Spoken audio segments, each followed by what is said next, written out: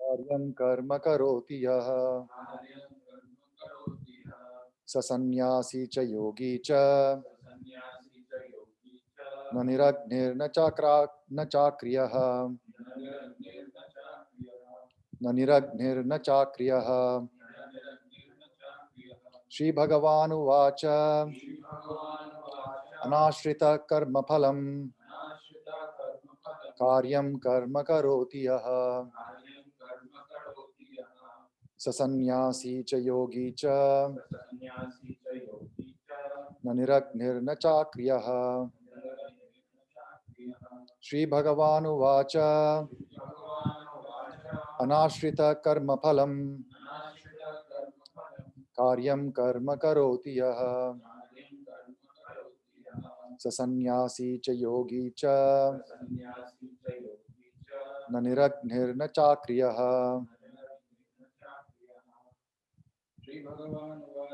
श्री भगवानुवाच अनाश्रित कर्मफलं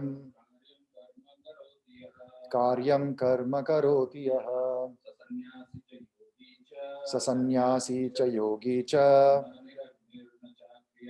न निरग्निर्न चाक्रियः। श्री भगवानुवाच अनाश्रितः कर्मफलं कार्यं कर्म करोति यः स सन्न्यासी च योगी च न निरग्निर्न चाक्रियः। श्री भगवानुवाच अनाश्रित कर्मफलं कार्यं कर्म करोति यः स सन्न्यासी च योगी च न निरग्निर्न चाक्रियः। श्री भगवानुवाच अनाश्रित कर्मफलं कार्यं कर्म करोति यः स सन्न्यासी च योगी च न निरग्निर्न चाक्रियः। Online. Ashritaha without taking shelter. Karma phalam of the result of work. Karyam obligatory. Karma work. Karoti performs. Yaha one who. Saha he. Sannyasi in the renounced order. Cha also. Yogi mystic. Cha also. Na not. Nihi without. Agnihi fire.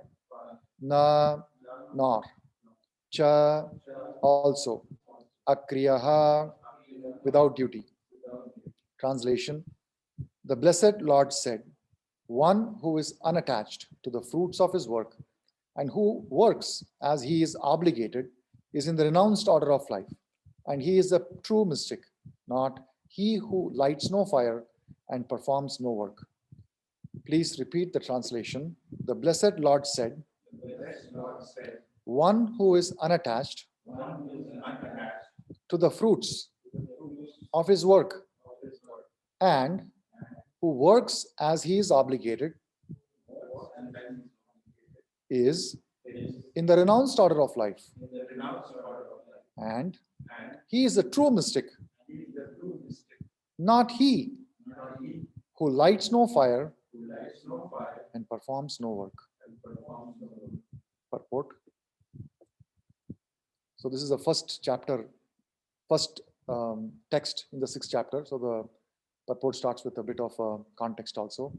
In this chapter, the Lord explains that the process of the eightfold yoga system is a means to control the mind and the senses. However, this is very difficult for the people in general to perform, especially in the age of Kali. Although the eightfold yoga system is recommended in this chapter, the Lord emphasizes that The process of karma yoga or acting in Krishna consciousness is better. Everyone acts in this world to maintain his family and their paraphernalia, but no one no one is working without some self-interest, some personal gratification, be it concentrated or extended. The criterion of perfection is to act in Krishna consciousness and not with a view to enjoying the fruits of work. To act in Krishna consciousness is the duty of every living entity because all are constitutionally parts and parcels of the Supreme. The parts of the body work for the satisfaction of the whole body. The limbs of the body do not act for self-satisfaction, but for the satisfaction of the complete whole. Similarly, the living entity who acts for the satisfaction of the supreme whole and not for the personal satisfaction is the perfect sannyasi, the perfect yogi. The sannyasis sometimes artificially think that they have become liberated from all material duties and therefore they cease to perform Agnihotra yajnas, fire sacrifices. But actually, they are self-interested because their goal is to become one with the impersonal Brahman. Such a desire is greater than any material desire, but it is not without self-interest. Similarly, the mystic yogi who practices the yoga system with half-open eyes, ceasing all material activities, desires some satisfaction for his personal self. But a person acting in Krishna consciousness works for the satisfaction of the whole without self-interest. A Krishna conscious person has no desire for self-satisfaction. His criterion of success is the satisfaction of Krishna. And thus, he is a perfect sannyasi or perfect yogi.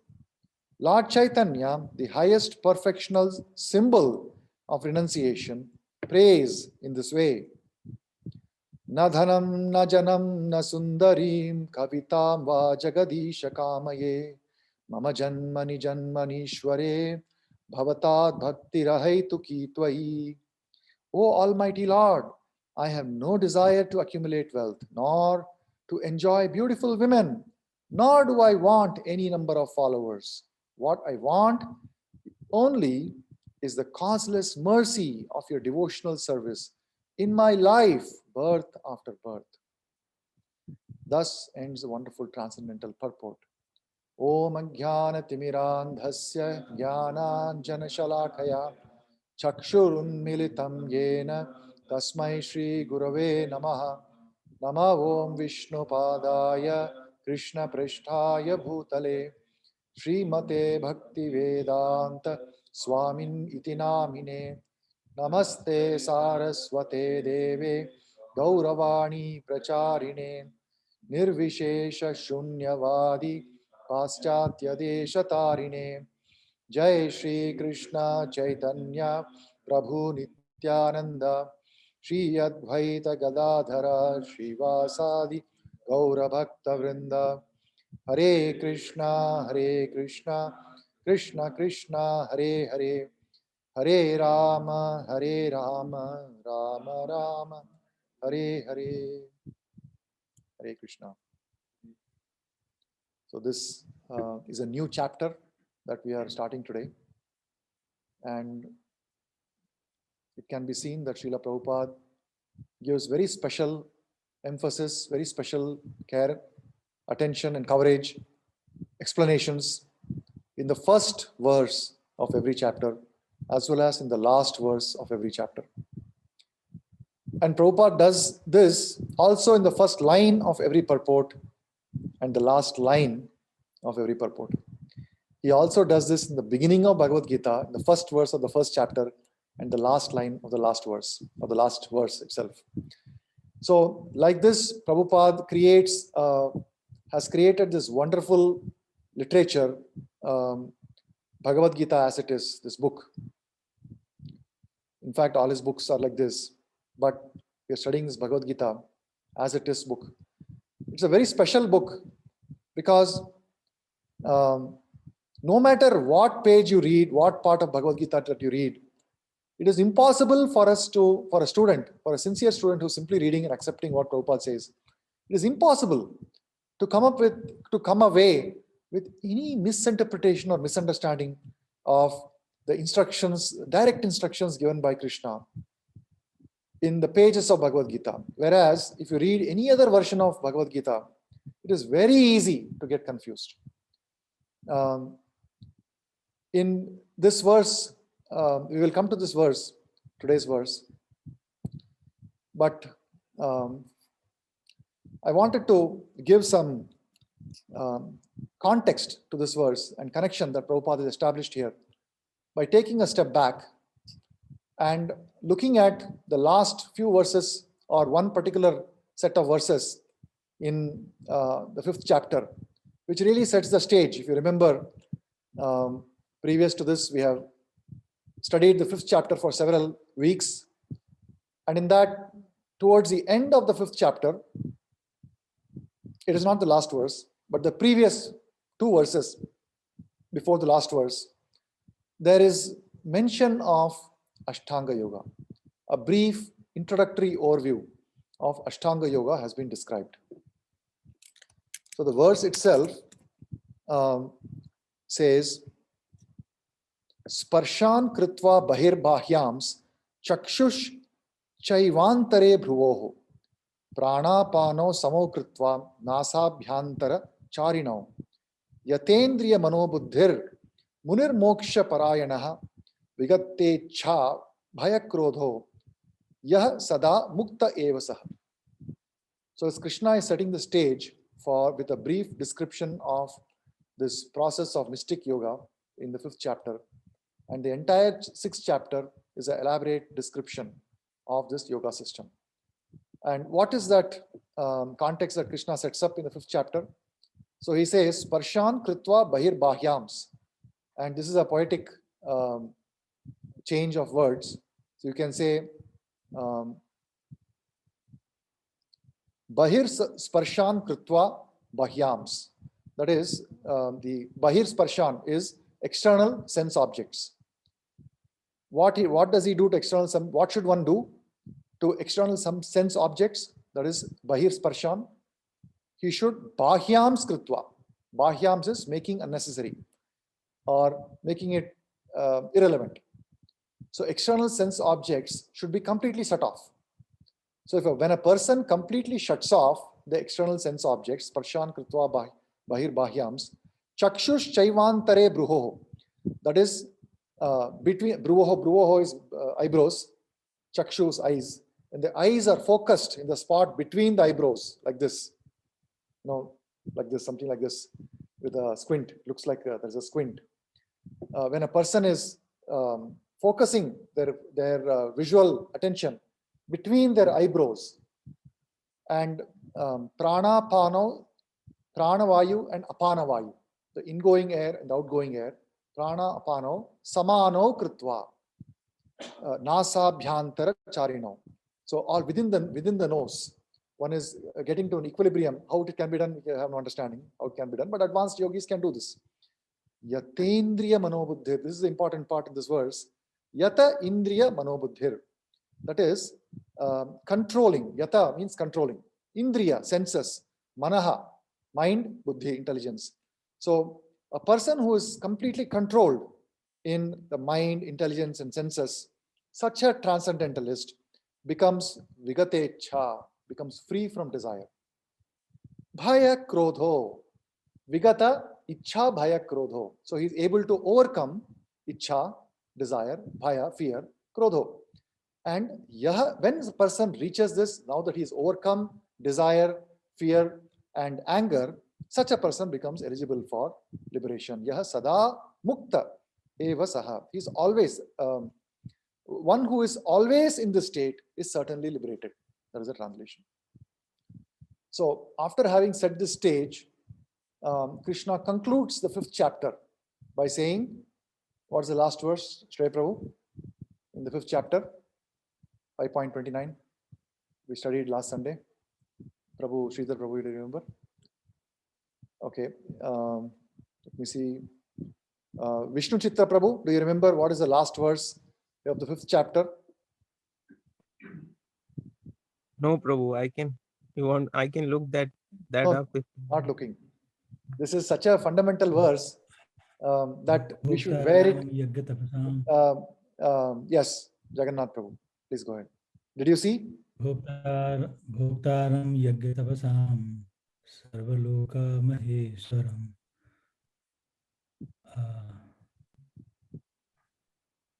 Bhagavad Tattva Prabhu, can you complete that? Suhradam Sarva Bhutanam Jnatva Shantiruchyati. Wonderful. So Krishna is concluding. The 5th chapter is titled Action in Krishna Consciousness, Karma Yoga. Action in Krishna Consciousness. So Karma Yoga, somebody can very easily misunderstand if you just say, "Oh, Prabhupada has translated it for us." It's also called Sankhya Yoga, the 5th chapter. So it is not very apparent to somebody. And the full of the 5th chapter is how one must be renounced in work. You see the direct verses, how one should be renounced in work to understand Paramatma, how I am not the only doer, there is a higher doer, right? How one should see everything in equanimity. Very easy for somebody to have complete misinterpretation. But Krishna does not allow room for misinterpretation. Still people misunderstand. But Krishna ends the 5th chapter by this declaration. What is the ultimate way to achieve peace? What's the ultimate way for a person to actually have equanimity of vision? It is by understanding that Krishna is a supreme enjoyer. Bhoktaram Yajna Tapasam Sarva Loka Maheshwaram. He's a proprietor of all the planetary systems and the devatas, demigods also. Not just the planets, but also the adhipatis or the rulers or the controllers of these planets. So he's a supreme lord of all the living and non-living beings. Sarva Loka Maheshwaram, Suhridam is a supreme benefactor, well-wisher of all the living entities. Gyatva Mam Shantim. No doubt has been left out in this. Now, Krishna is starting this 6th chapter. He's continuing. The 5th chapter is continuing 6th chapter, right? We know, of course, there are chapters. But actually, Arjuna is standing in front of Krishna and Krishna is continuously speaking. Correct? So, what does he say here today? Anasakta Manapartha Karyam Karma Karotiyah. So, he's talking about Anasakta, Anashrita Karma Phalam. Anashrita Karma Phalam, Karyam Karma Karotiyah. Anashrita Karma Phalam, without taking shelter of the results of one fruits of one activities, the results of one's activities. So having given up those fruits, Karyam Karma Karotiyah, that is one who is working as one is obligated to do work. So there is a further context behind this.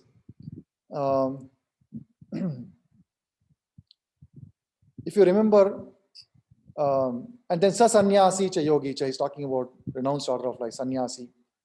And if you remember the beginning of 5th chapter, how did the entire 5th chapter has been spoken, correct, by Krishna. How did the 5th chapter start? Does anyone remember how 5th chapter starts? I mean, I know it's very difficult because last Sunday's verse nobody remembers. There is a scope for remembering the first verse of 5th chapter. So Arjuna is asking, at least in English we should remember, what is it that he's asking? So he's saying that first of all, you ask me to renounce the results of my activities, but then you're now also glorifying action, yoga, devotional service, action and devotional service. You're asking me to act in devotional service. You're also asking me to be renounced. Which of these two is better? Please explain to me. And then Krishna speaks the 5th chapter, right? So this is how the 5th chapter has been spoken. So he's clarifying the entire 5th chapter to really clarify the context or the which is better, being renounced or acting in devotional service. And then he says how actually acting in devotional service is being truly renounced. If you're not acting in devotional service and if you're simply renouncing, that is not sustainable, nor is it really being renounced. And in fact, that's not the first time Krishna has said that. Krishna has said that previously also. In 3rd chapter also he has said that. So we'll come to that a little later.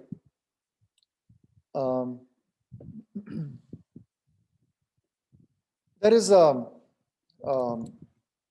let us go to today's verse now. So we have seen a little bit of the context. We'll come back to a little bit more context a little later. But then let us just look briefly at today's verse first.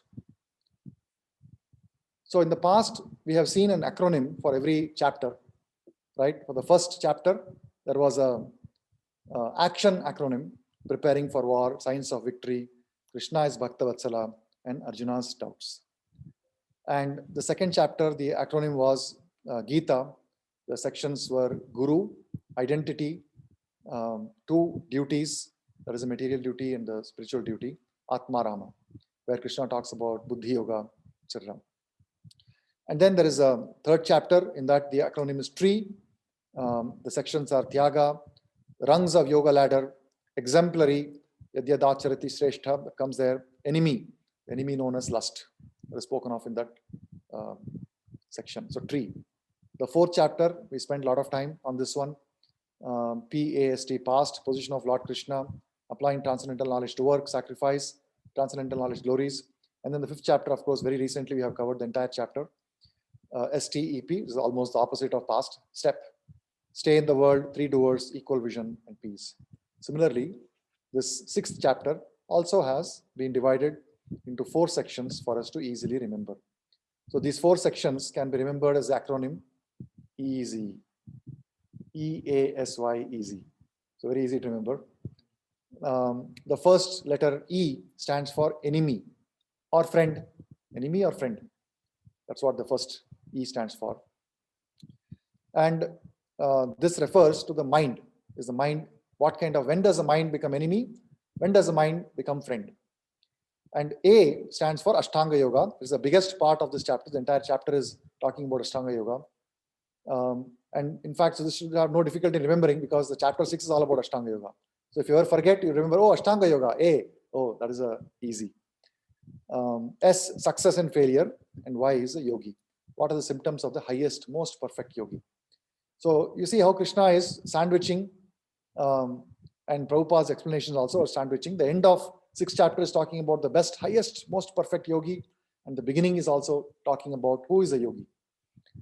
And Prabhupada clarifies that this is actually the perfection, the criterion of perfection to be a perfect sannyasi or a perfect yogi. So this is a acronym. So we are in the first section, easy, the first verse within this. So let's just take a look again at the verse. Shri Bhagavan Uvacha Anashrita Karma Phalam Karyam Karma Karotiyaha Sa Sannyasi Cha Yogi Cha Na Niragnir Na Chakriyaha. So in this, there are this purport is so wonderful. Anything I miss out, it will be like, oh, such a thing I missed. But given that we have limited time, we'll have to take a few things in this. But just look at this beginning itself. The 6th chapter is beginning with Shri Bhagavan Uvacha. So again, we should, any time a verse starts with this, we should immediately remember Prabhupada's explanation of this verse in the introduction, where Prabhupada says, what does he say in the introduction about Bhagavan Uvacha? Shri Bhagavan Uvacha. Anybody online? Except Bhagavad Tattva Prabhu. I know he's an expert on introduction.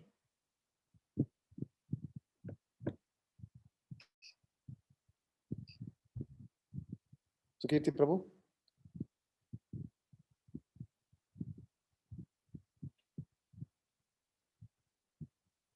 Okay. So this Bhagavan Shri Bhagavan Uvacha, Prabhupada says that the pages of Bhagavad Gita are filled with Shri Bhagavan Uvacha. That the Lord, there is no doubt, because the speaker of Bhagavad Gita is Krishna. And a lot of people consider Krishna to be some historical personality.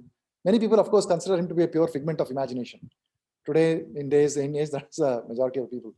But even those who consider, no, he was a historical personality, they think he must have been a powerful king.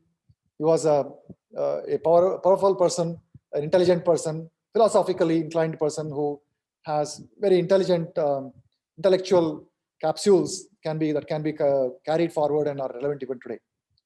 But that is not the position of Krishna. He is not just a philosopher or a king or some great personality like that. He is a supreme personality of Godhead. That is a special significance of Sri Bhagavan Uvacha. Had it been an ordinary person speaking, it is not worth writing a commentary on. When great personalities like Shankaracharya have written a commentary on Bhagavad Gita, and they are not even considered as Vaishnavas. So even they consider Krishna to be the Supreme Personality of Godhead, they accept that he's transcendental. His transcendental position is accepted by all the great acharyas. And therefore, Sri Bhagavan Uvacha has a very special significance. And the moment we see Sri Bhagavan Uvacha, immediately that should hit home that these are not ordinary words that are being spoken, but this is coming from the Supreme Personality of Godhead that has 100% applicability, and it is Achyuta, unfailing. And it's true in every circumstance, and Prabhupada's instruction should immediately hit us. Anashrita karma phalam, karyam karma karotiya. Karyam karma karotiya has already been spoken of in 3rd chapter, we'll come to that. Sasanyasi cha yogi cha na niragnir na chakriyaha.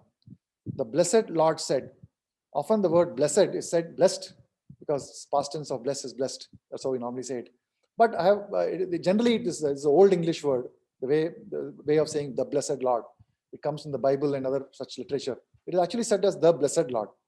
The blessed Lord said, one who is unattached to the fruits of his work and who works as he is obligated to is in the renounced order of life. So it is not that somebody who is not lighting fire, who thinks that I'm now liberated, I have nothing to do. Such a person is not a real sannyasi. A true sannyasi is one who actually works as he's obligated to work. But what is the obligation of a person? Because a sannyasi actually does not perform Agnihotra Homa. He does not perform the various activities that a person in householder life performs as sacrifices, as that are prescribed sacrifices in the Vedic literature. But then what is the obligatory work that is being talked about for a sannyasi here? That is explained in the purport. So because it's a little ambiguous here, right? Because you may think that, oh, that means Krishna says that actually all the sacrificial activities that are performed by householders should be continued by sannyasi. No. There is a different, the understanding of obligatory work is what is the main thing here.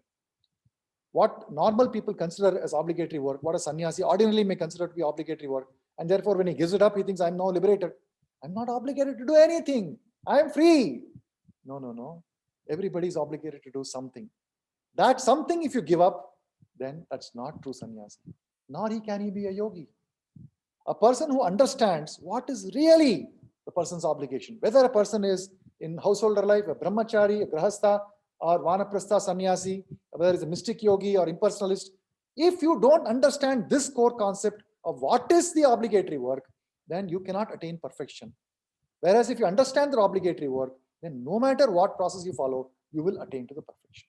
That understanding that obligatory work, that is acting in Krishna consciousness. And that is the main topic for today. You see, Prabhupada's purport, there is a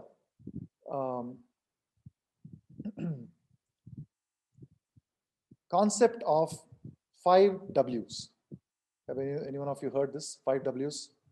So the 5 W's are considered as important matters to be considered in any project. If you want to do something successfully, if you want to understand and master a subject, if you want to make sure that something is successfully done, it's a project management principle. If there is a beginning of a project, if there is inception, and you want to make sure that that work is completed, whatever it may be an office work, it may be a project in your house, it may be simple as washing clothes, whatever it may be. If these 5 W's are considered, the work gets done smoothly. So these 5 W's are what, when, who, where, why, and how. Now the how is a little bit not of a W, it has a W, but it is there. So these 5 W's and 1 H, you can say it.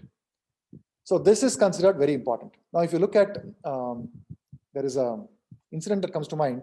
Today is actually in Shrewsbury Public High School. So high school, Shrewsbury Public High School today. There was an examination that was conducted. It is called preparatory SAT. So this SAT is a test that is mandatorily taken by students who are graduating from high school here to get admission into colleges. And the SAT is a little difficult.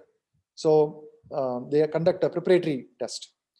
So I saw today, my older son Mukund, he took the test. I asked him, what kind of questions came in there? How did you answer? He said, no, that's all confidential. I cannot reveal. These questions are confidential. I said, all right, you don't have to tell me the questions. How did you answer them? Are they objective or did you have to describe? He says, no, they are all objective. There are circles. I have to just color the circles. So this is the mechanism. So now, whatever be the method, however you might have arrived at the answer, finally, the answer that is given, whatever answer you give, that is the answer that is checked. It is all machine, checked by machines. Even people don't check it. They all get centralized, and there's a machine that reads those circles, bubbles, and then it will check whether it's right or wrong. So what answer you give is what it checks. Now let us say that it was an ordinary unit test, maybe not a standardized test. Now, there are normal tests that are taken in school. A student gives the answer and gives the workings, gives the steps. So when an actual teacher is looking at the answer, the teacher also looks at how you arrived at the answer. They looked at the steps that you executed to arrive at the answer, correct? And sometimes if the answer is wrong, if the process that you used to arrive at the answer is correct, you get some partial marks. A good teacher will encourage the student by saying, you're thinking in the right direction. You probably didn't get to the right result, but I'll give you some partial marks. But by and large, the result, the final result, what you deliver is what matters in this world. Sometimes, under some favorable circumstances, how you do that work is also appreciated by people. They are given some weightage to that.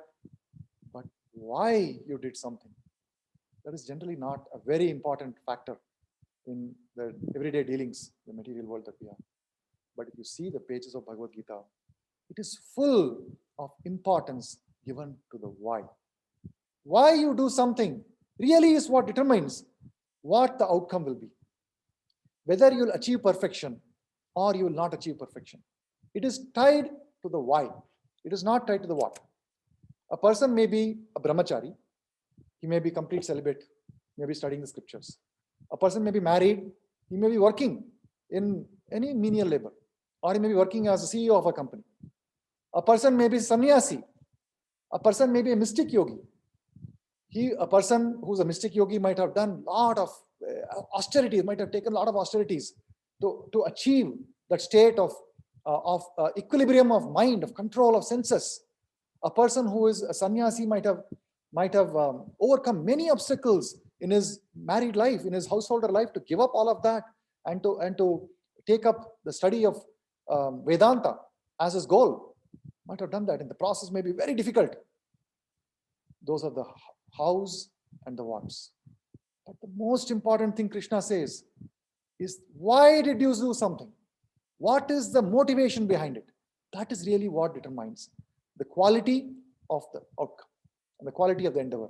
The quality of the endeavor is not just determined by the how, not just determined by the what, it is actually determined by why. And this is also talked about in the fourth chapter, where Krishna says, Kangshatah karmanam siddhim yajanta iha devataha kshipram hi manushe loke siddhir bhavati karmaja. Men in this world desire success in fruitive activity. So it starts with desire. Why do you do something? Because we desire fruitive activity. We desire a result. We desire a fruit of our labor. That fruit may be merging with the Supreme, as pure as that. But it is finally it's a desire. I don't want this existence. It has caused me a lot of embarrassment. So it's very dangerous because it has put me in illusion. I want to get rid of it. This is the desire of an impersonalist. So that is a desire. Somebody may be a little bit different. A mystic yogi may have the desire to acquire some special powers, siddhis, yoga siddhis, mahima, laghima, anima. Like this, there are several siddhis that can be achieved. A person may have such desires, or a karmi may have desire simply to enjoy one's senses. So basically, everybody has some desire or the other. But Krishna says in the fourth chapter, Yadricha labha santushto dvandvatito vimatsaraha samasiddha vasiddha cha tatvapina nipadhyate. He who is satisfied with the gain that automatically comes, that comes of its own accord, who is free from duality, does not envy, who is steady in both success and failure, is never entangled. So, so like this in fourth chapter, there is a description of the motivation or the why. Previously, in the third chapter also, Krishna has talked about this context of the sannyasi versus a person who's performing action. and why, in the way in which the what and the how are less important. So this has also been described in the 3rd chapter. So let us look at some of these verses. The 4th verse says, Na karmanam anarambhan naishkarmyam purushoshnute na cha sannyasa nadeva siddhim samadhi gacchati. Not merely abstaining from work can one achieve freedom from reaction, nor by renunciation alone one can attain perfection. In other words, the what is not so important. Not merely abstaining from work. So that's, I'm not doing this work. I'm doing work. What are you doing? I'm doing this work. No, that doesn't matter. Oh, I'm not doing this work. That also doesn't matter.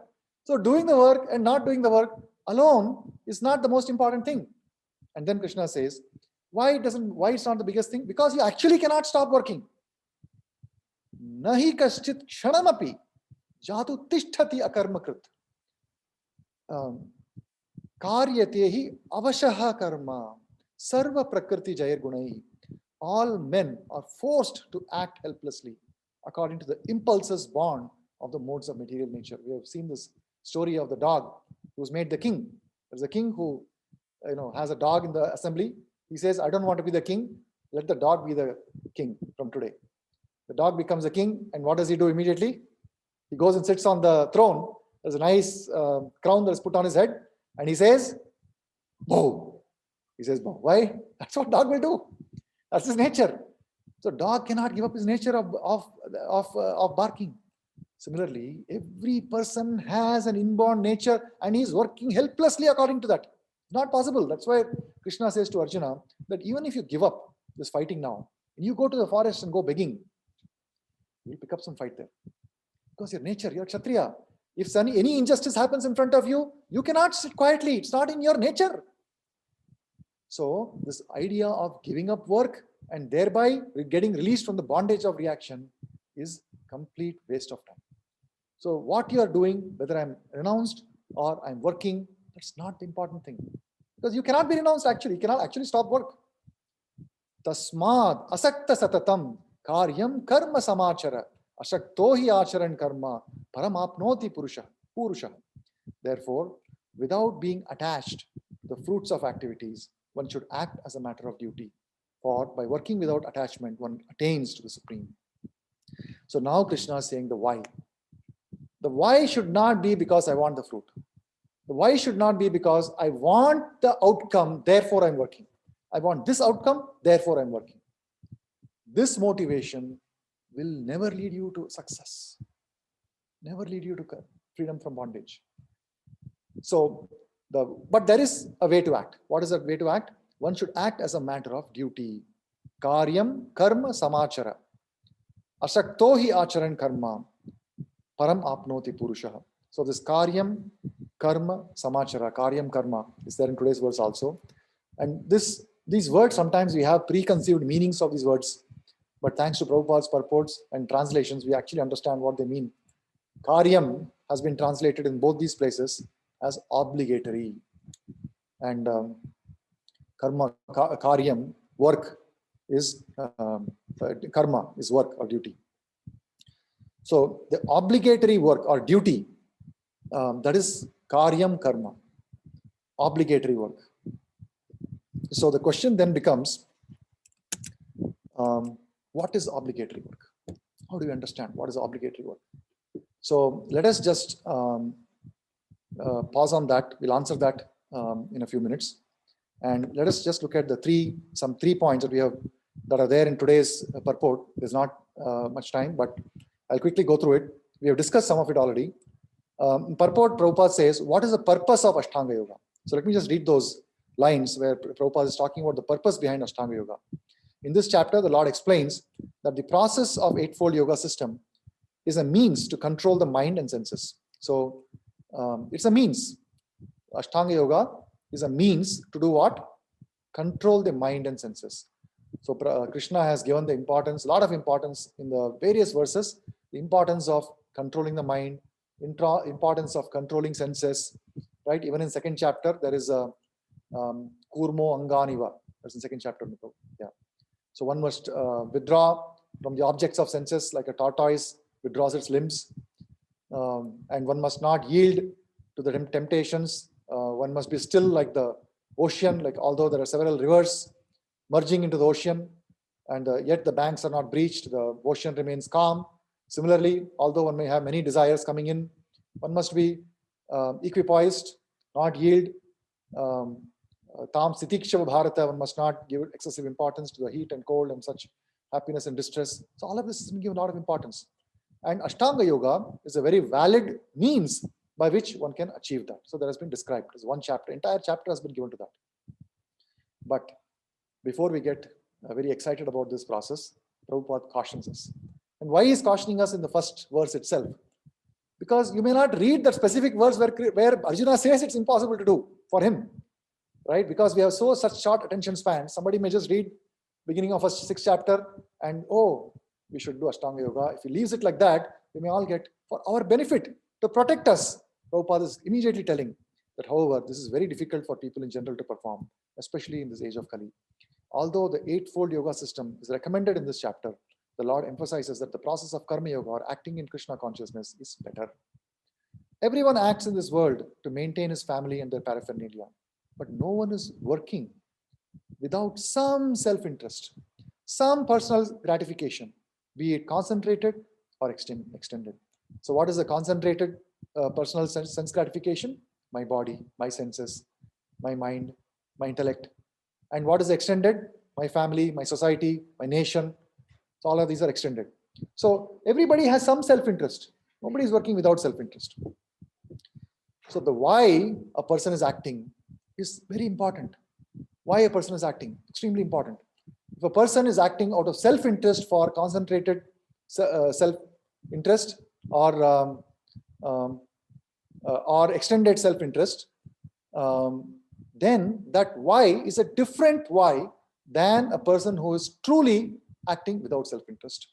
So then Prabhupada goes on to the next point on criterion for perfection.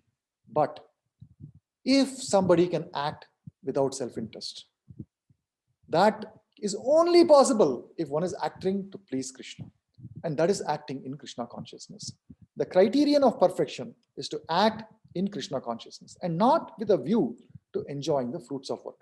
See, this one sentence really sums up the vision or the context in which the entire 6th chapter must be read. Because verse after verse will tell you what is the best way to perform Ashtanga Yoga. And every time we read that, we have to remember this, that yes, that is definitely a process of doing that, but that is not practical in this age. And even if a person were to take that up, they will not attain the highest perfection unless this criterion is met. And that is explained by Krishna in the last verse of the 6th chapter. The criterion of perfection, let me read again, is to act in Krishna consciousness and not with a view to enjoying the fruits of work. To act in Krishna consciousness, now comes the explanation to what is the obligatory duty. Krishna says that if a person does not do obligatory duty, then not considered a good sannyasi, right? You give up certain things and think you're a sannyasi. No. Obligatory work must be performed. But what is the obligatory work for a sannyasi? After all, he has no obligatory work. And ordinarily, if you think about it from Karma Kanda perspective, no obligatory work. He has given up all obligations, family obligations, society obligations, nation, wealth, everything is given up. So what can be obligatory work? That answer is given here. To act in Krishna consciousness is the duty of every living entity. Why? Why is it a duty of every living entity? Because all are constitutionally parts and parcels of the Supreme. The parts of the body work for the satisfaction of the whole body. The limbs of the body do not act for the self-satisfaction, but for the satisfaction of the complete whole. Similarly, the living entity also acts for the satisfaction of the Supreme whole and not for the personal satisfaction, is the perfect sannyasi. So it is not possible for a sannyasi to give up activities and think, now that I'm liberated. Why is he acting? He's acting to merge in Supreme, therefore not perfect. Why is he acting? He's acting to please Krishna. That is perfect. If a person acts according to his order, according to his nature, to please Krishna, then that is criterion of perfection is met. If a person acts for any other reason, criterion of perfection not met. So I'll skim through some of this in the, okay, but in the end, Prabhupada gives this wonderful quotation from Shishtastakam prayers composed by Lord Chaitanya. Na dhanam na janam na sundarim kavita va jagadish kamayi mama janmani janmanishwari bhavata bhakti rahitu kitvai.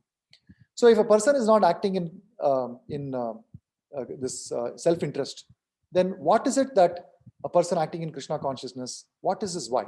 Why does he act? He acts to please Krishna lifetime after lifetime. Na dhanam, na janam, na sundarim. So he does not want wealth. He does not want to enjoy beautiful women, nor does he want any number of followers.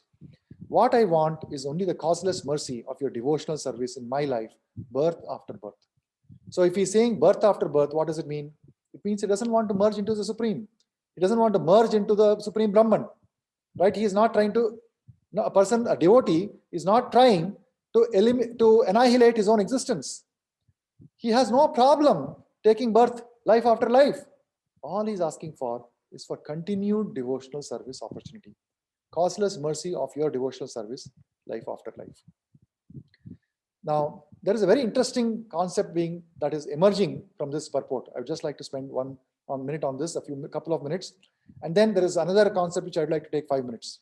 And with that, I'll stop. So this Venn diagram is actually emerging from today's purport.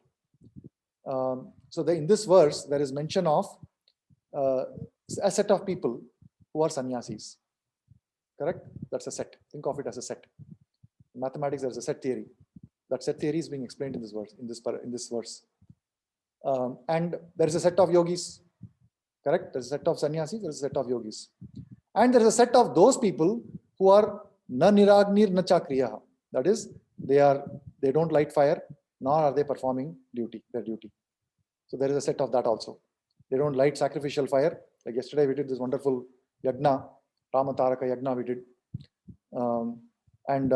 But there are some people who will say, no, I've given up all this. I won't do any yagna, no sacrifices, nothing. And some people, of course, they do it because they don't even believe that there is a purpose behind it, that it has any benefit. So there is a whole section of people who never do any sacrificial activities simply because they are demoniac. Correct? So there is a set of people who don't do sacrificial activities. There is a set of sannyasis. There is a set of yogis. And the Lord, in today's verse, is drawing a Venn diagram between them. And can be seen. So what is that Venn diagram? Sannyasis, out of the set of sannyasis, there are some, actually all sannyasis, they are not performing karma kanda section, right? So practically, actually, naragni, nachakriya is everybody, all the sannyasis, because they are not obligated to do those karma kanda sections. But then there are yogis. Now the yogis are, some of the yogis are, they could be, although yoga starts as yama, niyama, pratyahara, one has to be controlled, one has to be secluded, living in a secluded place.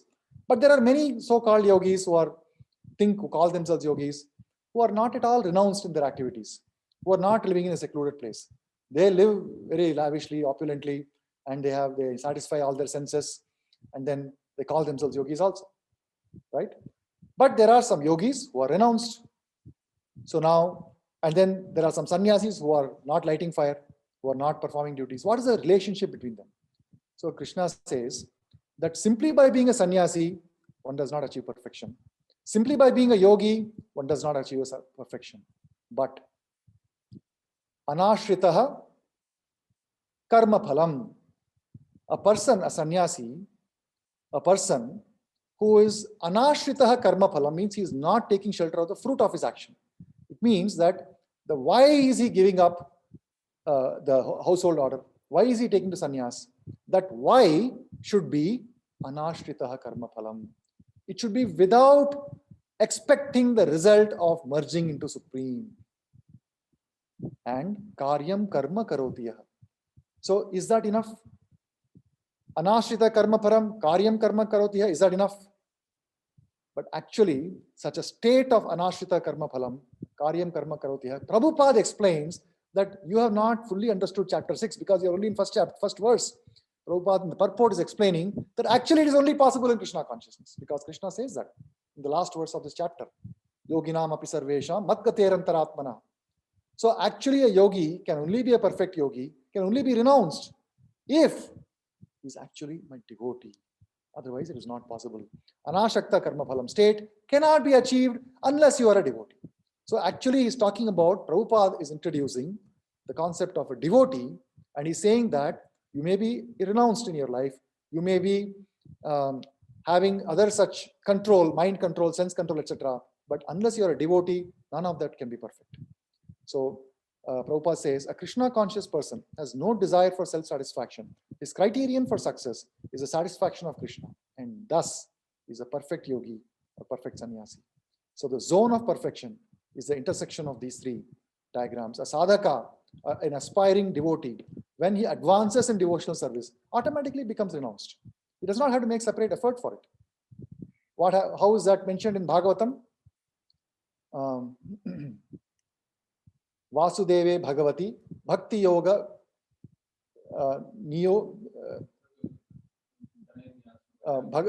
Bhakti Yoga Niyojita Prayojita Vasudeve Bhagavati Bhakti Yoga Prayojita Janayati Asu Vairagyam Yanam Yad Cha Ahaitukam. So Janayati Asu Vairagyam. So Vairagyam is a natural byproduct of Vasudeve Bhagavati Bhakti Yoga Prayojitaha. What happens is when we advance in devotional service, of course, one has to make an effort. Prabhu will always mention that that one has to make an effort to be renounced. But real renunciation is an automatic byproduct of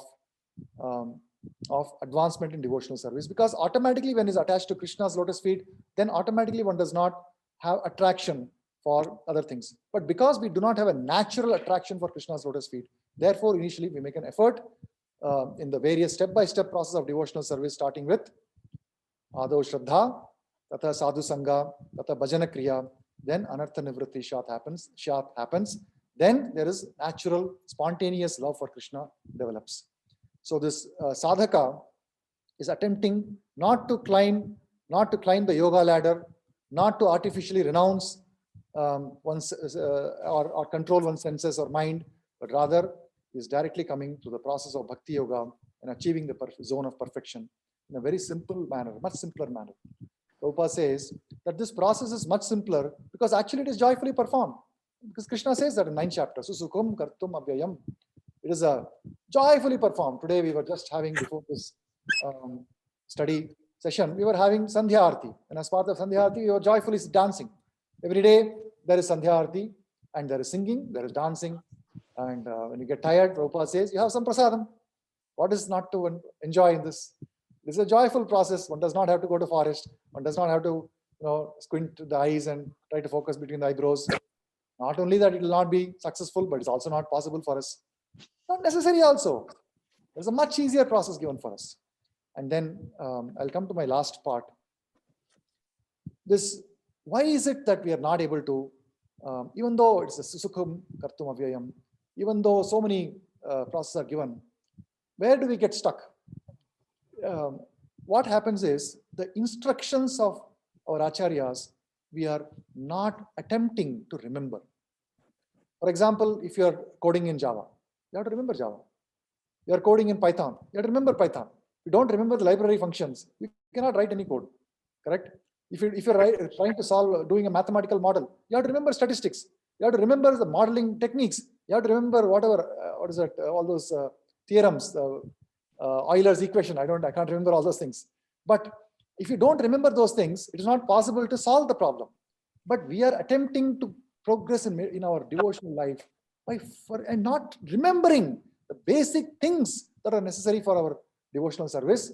And one of the most basic things that we have to remember, of course, there is nectar of instructions, and what I just mentioned, the steps, the process of advancing in step-by-step process of advancing in devotional service, Ado Shraddha, that is there. The nectar of instruction, Vacho, Vegam, Manasa, Krodha, Vegam, these instructions are there. But we don't remember this. But today I would like to just finish this class with one principle or one point that we should remember, the 6 principles of surrender. 6 principles of surrender, why it helps us, I'll come to that. Particularly a very big obstacle in our taking Krishna consciousness seriously beyond a certain point. Initially, we come for the program, we come for festivals, we have prasadam, we dance, we enjoy, we hear kirtan. It's all very enjoyable, truly enjoyable. And we also enjoy. And we take up chanting. We are able to chant a certain number of rounds. We are able to do that also. And certainly we gain some satisfaction.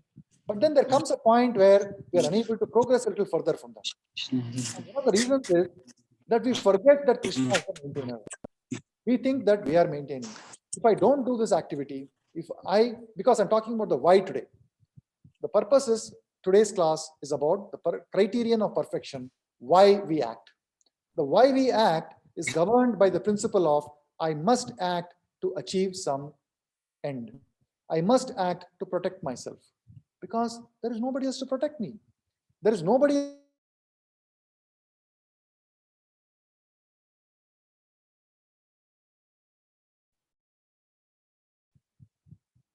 When did it get muted? No, okay. I thought the whole class. So there are two principles out of this. Rakshishyati iti vishwaso, goptrutve varnam. These are two very important principles, particularly goptrutve varnam. The reason is that most for our householders who are working, any bachelor, anyone in this world, people are working. Why are they working? Because we believe that we have to work, but working is not the only thing, because Krishna has no problem with the work. He does not tell Arjuna to give up everything and go to take sannyas. He doesn't say that. He says you must work. In fact, you must work. He says that. But the why, if we remember the correct why, then we can attain perfection. We can progress faster. The reason why we typically work, and we work extremely hard, and we are not able to give importance and priority to Krishna conscious activities is because we believe that if I don't work in this particular way, then my boss will be unhappy with me. Somebody will think differently about me. And if that happens, what will happen to my livelihood? What will happen to my future? And this excessive reliance on one's own actions for one's maintenance is actually a very big hindrance. So Goptrutve Varnam, the devotee should accept Krishna as his supreme maintainer and master. Now, the important thing to remember here is that it is not that we are see, sometimes we think, oh, if I surrender, Krishna will protect me. Sarvadharman parityajya mamekam sharanam raja aham tam sarva papebhyo mokshayishyami. There is a condition. If we surrender to Krishna, then he's protecting. But I'm not surrendered, so I must work hard, right? But actually what the reality is that surrender is a surrender, and he's protecting us from all our sins, and he's taking us back home, back to Godhead. But wherever we are, whatever position we are in, he is actually our maintainer. There is nothing to concoct here. Whether we surrender or we don't surrender, he is the maintainer. Whether we work hard or we don't work hard, whatever comes, that is given by him only. Whether the money comes from the bank and the promotion is given by the boss, actually the maintenance is coming from Krishna. This we are forgetting. We are thinking that somebody else is maintaining us, where in fact Krishna is maintaining us. Devotee should accept Krishna as a supreme maintainer and master. Krishna maintains us in the manner that is most suitable for us at every point in our life. If a person is having difficulties, those difficulties are given by Krishna as part of his maintenance. If at a point in time we are being given some material wealth, some opulence, that is being given by Krishna as part of maintenance. If a person starts misutilizing that for one's own personal benefit, as opposed to pleasing Krishna, that results in downfall. So this is a very important point that I would like all of us to take away from this. Rakshishyati iti vishwaso. Devotee must be firmly convinced that Krishna will give him protection. No one else can actually give one protection. And being firmly convinced of this is called faith. This kind of faith is different from the faith of an impersonalist who wants to merge into the Brahman effulgence in order to benefit by the cessation of repeated birth and death. So if maintaining myself is not the reason for my action, then what is the correct reason for my action? That is given in the first two principles of surrenders. Anukulasya sankalpaha, pratikulasya varjanam. So our action should therefore be governed by that. We should take that action which is favorable for advancement in devotional service. And we should avoid that activity which is not favorable for advancement in devotional service. Now, how do we know what is favorable for advancement in devotional service? That is where sadhu sangha, bhajana kriya, instructions from superior authority, all of this comes. And Krishna has already given that. Tad vidhi pranipatena pariprashnena sevaya upadekshyanti te jnanam jnaninas tattvadarshinaha. So anukulasya sankalpaha pratikulasya varjanam rashishyati iti vishwasho goptrutve iti varnam, and then atma nikshepa karpanye shadvida sharanagatihi. Sharanagatihi. Priti Lakshanam is a nectar of instruction. That is Dadati Pratigrihana. So these instructions, if we are able to remember, these are all a lot of trouble the Goswamis have gone through. And in spite of all of that, it would have been unknown to us had it not been for Srila Prabhupada taking it and translating this in English and in contemporary language that we are able to understand and relate to. So with this, I'll just pause and stop and see if you have any questions, any thoughts, any comments.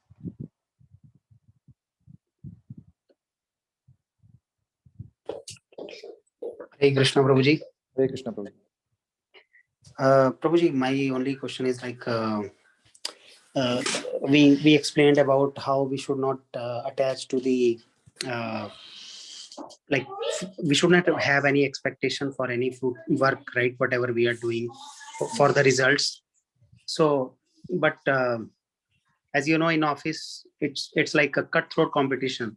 Boss is always behind our neck. Hey, do this, do that, and you have to have some expectation, right? Okay, I'm doing this. Okay, I should get promotion or I should get something right out of it. So that also we should be not be expecting like in our Anashritaha. So anashritaha means not taking shelter of it. Not taking shelter means, what does it mean? It means having a direct cause and effect relationship deeply embedded in our psyche. Currently, this cause and effect. I worked hard. I did this, therefore I got a promotion. This cause and effect is very deeply embedded in our psyche.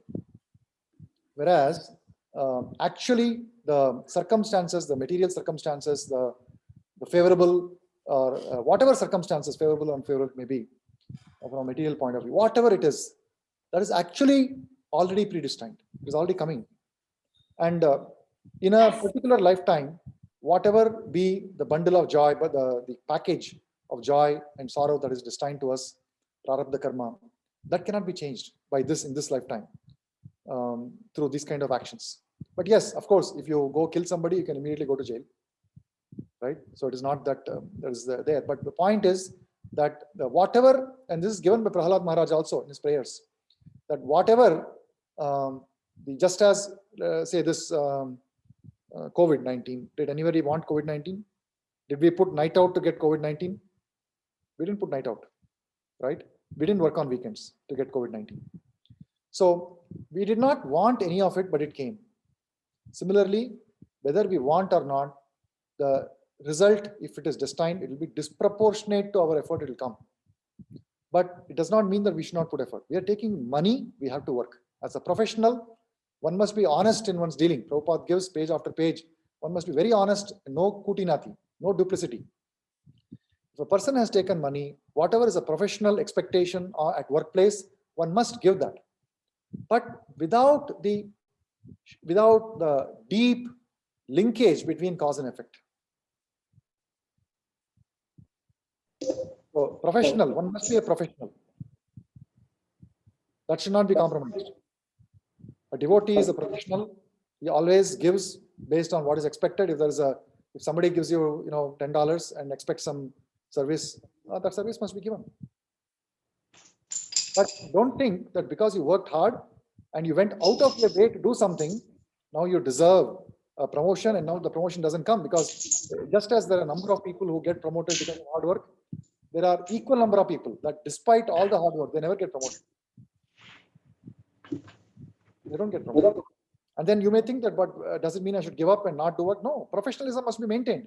When a person sees that you are a professional, the reward will come. But what happens is that we are thinking that the boss is the maintainer. Goptrutve Varnam is not there. Krishna is the maintainer.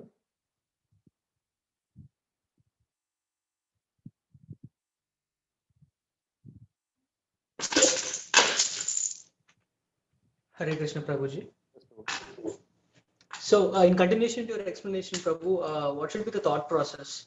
Like you said, the cause and effect should not be the main driving factor Cause and for us. effect. Cause and effect means what? There is a cause and effect. It's not the cause and effect that you're thinking.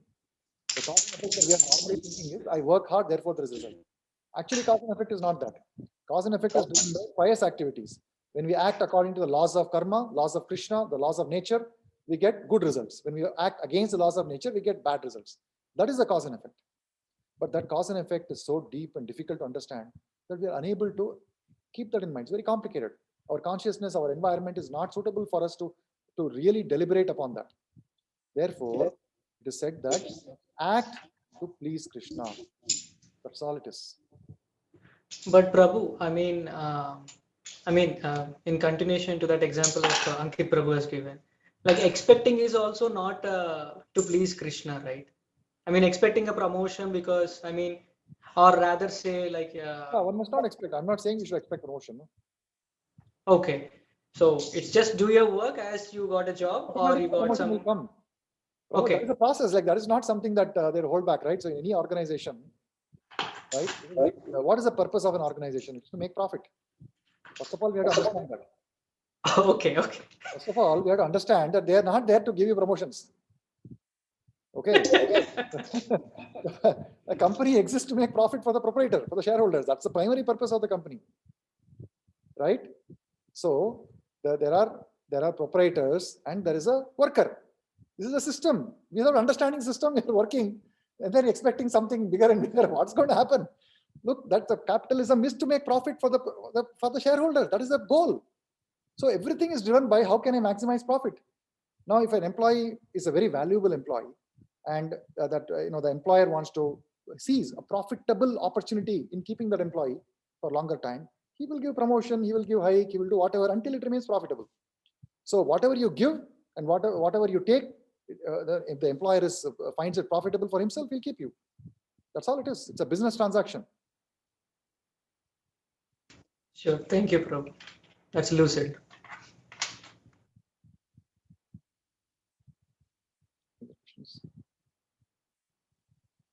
Any other questions? If not, we'll stop. So all of you, please come on the camera if you're able to, and repeat after me.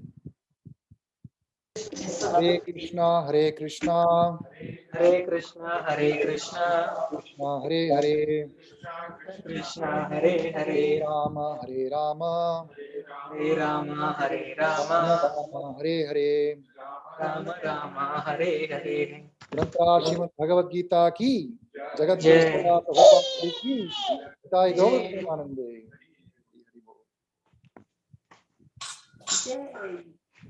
Hare Krishna. Ojas, right? Hare Krishna, Ojas. Govinda. Govinda, Govinda.